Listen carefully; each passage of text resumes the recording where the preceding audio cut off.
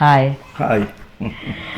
ఇది మనం పునరపి జననం, పునరపి మరణం, అలా మనిషి లక్షల లక్షల జన్మలు ఎత్తుతూ ఉంటారు అని చెప్తూ ఉంటాం.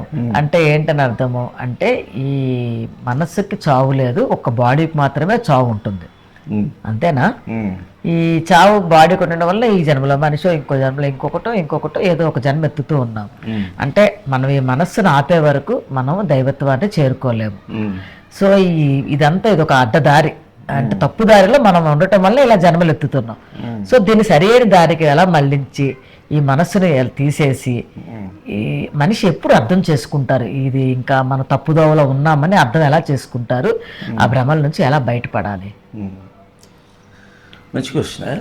ఇప్పుడు కళలు వచ్చేటప్పుడు నువ్వు కళలు ఉన్నాయని తెలుస్తుందా? తెలియదు. నువ్వు ఆల్రెడీ దాని లోబడి ఉన్నావు. నువ్వు దాని నుంచి అది నిన్ను ఎలా వదిలేస్తుంది? అసలు యాక్చువల్గా మైండ్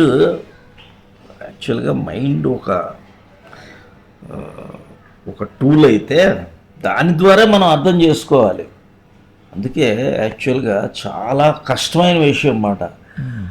అర్జునుడు కూడా కృష్ణుడిని అడుగుతాడు.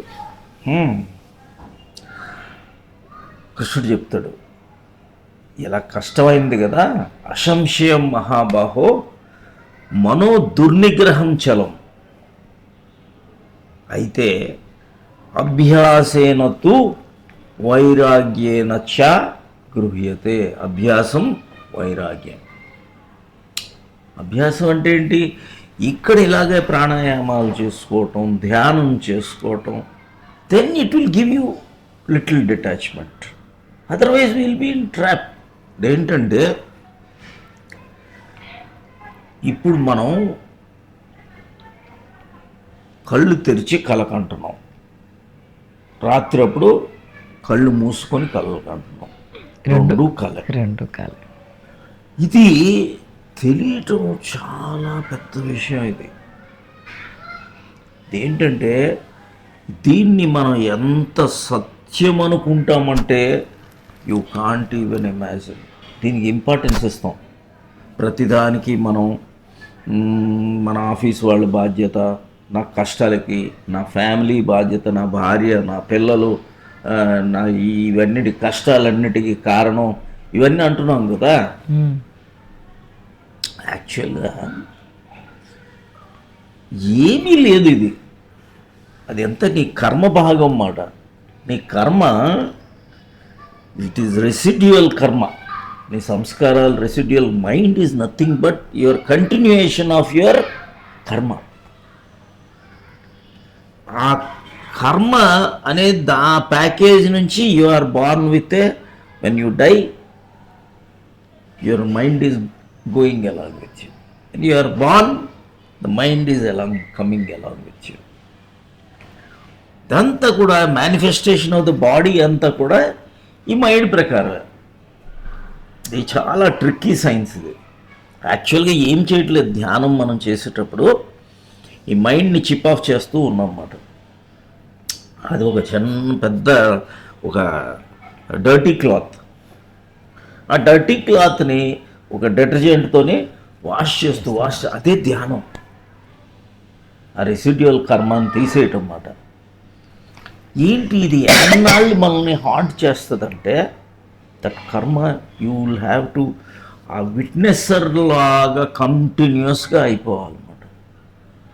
ఆ విట్నెస్సింగ్ అయిపోయేటప్పుడు ఇక నేను you can see your own death, you can see your own birth. ఇది దీంట్లో విశేషం ఏంటి అంటే మనకు అన్ని కనిపిస్తాయి. అందుకే ధ్యానం ఉన్నవారు చెప్పేయగలరు. వాళ్ళు ఎప్పుడు చనిపోతారో కూడా చెప్పేస్తుంటారు కదా. అది చావే లేదు. చావు బాడీని ఎప్పుడు వదులుతారు అనేది ఎంత ఏంటంటే ఈ చావు everybody will see somebody's death. Nobody has seen his own death because you don't die. Body mind will never. ఇప్పుడు ఏంటంటే యువర్ ఆత్మ can never die. You are existing. మనం నమ్మకాల ప్రకారం ఇది వాళ్ళు చచ్చిపోయారు, వీళ్ళు చచ్చిపోయారు, ఇవన్నీ కళ. Everything is a dream. ఆశ్చర్యం ఏంటంటే first time you will become conscious only in your sadhana. నీ జాగృతి అవస్థ వచ్చేదే నీకు అసలు ఫస్ట్ టైం నీ జాగృతి అవస్థ స్టార్ట్ చేసేదే నీ ధ్యానంలో, సమాధిలో. అప్పటి వరకు యు ఆర్ ఎస్లీప్. అలాగే ఆలోచనలతో మునిగిపోతూ ఉంటాం. మునిగిపోతూ ఉన్నాం అన్నమాట. ఇదంతా ఈ మిషరీ, సఫరింగు, ఇవన్నీ ఏదీ లేదు. ఇవన్నీ కూడా everything appears because the mind is still existing. And మైండే నువ్వు నమ్ముతూ పోతున్నావు అన్నమాట. మైండ్ ప్రకారమే నీకు సమాజం ఉంది, మైండ్ ప్రకారమే నీకు ఫ్యామిలీ ఉంది, మైండ్ ప్రకారమే నీకు భార్య, పిల్లలు, కష్టాలు అన్నీ కూడా దేనివల్ల ఉన్నాయి? మైండ్ వల్ల. సో వాట్ ఈజ్ యువర్ నీకు ఫస్ట్ ఎనిమీ ఎవరు? మైండే. ఆబ్వియస్. అంటే ఈ మైండ్ చుట్టూ ఉండే ఈ ఆలోచనలు అనే అలల్లాగా ఆలోచనలు అయితే ఎప్పుడైతే ఉంటాయో అవే లేయర్స్ గా మనం మన ఆత్మని చేరుకోలేము. అంతే. మైండ్ ఈజ్ లైక్ ఆత్మ నుంచి వచ్చిన ఒక కెరటం. ఆ కెరటం ఎలా అయితే సముద్రం కెరటం అంతా ఆగిపోయి సముద్రం ఏమవుతుంది? స్టిల్ అయిపోతుంది. అలాగే ఈ మైండ్ ఎప్పుడైతే once again it submerges back into the ocean, then there is nothing. So that is అంటే దేర్ ఈజ్ ఎలా ఉంటుందంటే in front of the mirror image కూడా లేదు. ఏం కనిపిస్తుంది? రిఫ్లెక్షన్. ఎవడికి కనిపిస్తుంది? అదే నువ్వు. యాక్చువల్గా ఉన్నది దైవం. దేవుడు తప్పితే ఇంకెవడు లేడు. మిగిలినది ఓన్లీ దైవం. ఆ దైవం అనేది మనం లేకుండా మనం ఏం చేస్తామంటే అవన్నీ మేనిఫెస్టేషన్స్ అన్నీ కూడా దాన్ని చిత్రీకరించుకొని దాని చుట్టూ చుట్టూ చుట్టూ ఇంకా కష్టాలు, ఇంకా కష్టాలు, ఇంకా కష్టాలు. మనమేమనుకుంటాం? సక్సెస్, ఇంకొకటి, ఇంకొక హయ్యర్, ఇవన్నీ పోతూ ఉంటాం అన్నమాట. నేను అలా వెళ్ళొద్దంటలేదు. ఈక్వానిమస్గా ఇవన్నీ కూడా మైల్డ్ టోన్లో నువ్వు ఈక్వానిమిటీతో ఎప్పుడైతే చేస్తూ ఉంటావో నువ్వు అంటావు. అంటే క్రేవింగ్ రాదు, ఎవర్షన్ రాదు. క్రేవింగ్ రాకూడదు, ఎవర్షన్ రాకూడదు, ఇగ్నోరెన్స్ ఉండకూడదు. Ignorance, craving, aversion. బుద్ధుడు ఇదే అంటాడు అన్నమాట. Ignorance, craving and aversion. Patanjali Maharshi కూడా ఇదే అంటాడు. అవిద్య, అస్మిత, రాగ, ద్వేష, అభినివేశ. మనకి అన్నిటికీ మూల కారణం ఏంటంటే అవిద్య. నేనెవరో నాకు తెలియదు, మాయలో చిక్కుకున్నాం. So the whole point here is you should come back to senses. ఒకసారి ఇలా లేపుతున్నాం అన్నమాట. ఇలా లేపేదే వాళ్ళని తట్టి లేపేదే ధ్యానం. You are asleep, you are enjoying continuously, you are enjoying your mind's voice.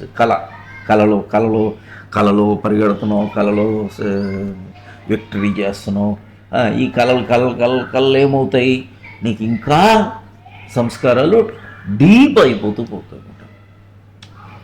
ముందు నీటి మీద రాసావు, వెళ్ళిపోతాయి.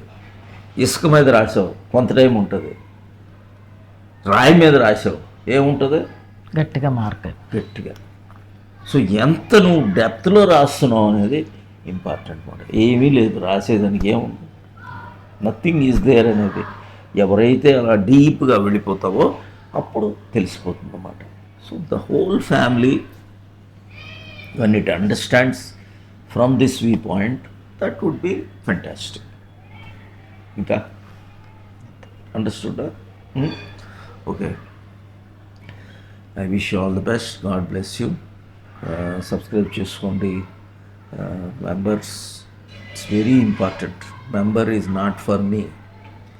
ఇలా మీరు మెంబర్ అనేది ఏంటంటే it is a tag for you. నీకు unless it's a very very small petty amount. ఇది అమౌంట్ గురించి కాదు. ఏంటి అంటే అన్లెస్ యూ టేక్, దానికి అసలు చాలా చిన్న అమౌంట్. అది మీరు పెట్టేటప్పుడు you will have some commitment. ఈ commitment to participate fully. Otherwise ఎన్ని ఉన్నాయి యూట్యూబ్లో?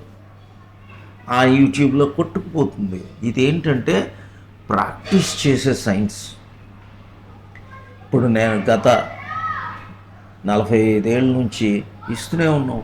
అలాగే మళ్ళీ తీసుకుంటారు, వెళ్ళిపోతారు, పోయింది, మరి ఇక దొరకరు. So this slight when you pay for your rocket, you will remember it, you will memorize it, you will practice it, you will go deeper. అది ఒక సాధన లాగా ఈ అభ్యాసం వైరాగ్యానికి లీడ్ చేయడానికి ఆస్కారం ఉంది. So that is the main reason. So God bless you. Thank you.